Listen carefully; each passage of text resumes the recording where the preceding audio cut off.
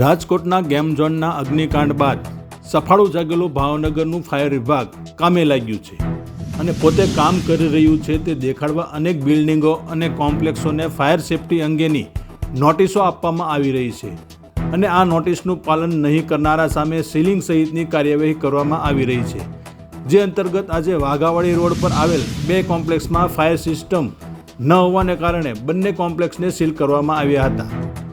ભાવનગરના વાઘાવાડી રોડ પર પરિમલ ચોક પાસે આવેલ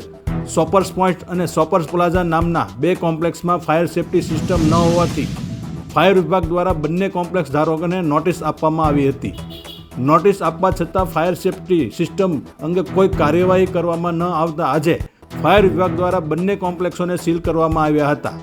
ફાયર સેફટી અંગે નોટિસ અને સીલિંગ સહિતની કાર્યવાહી આગામી સમયમાં પણ શરૂ રહેશે તેમ ફાયર વિભાગના અધિકારી દ્વારા જણાવવામાં આવ્યું હતું.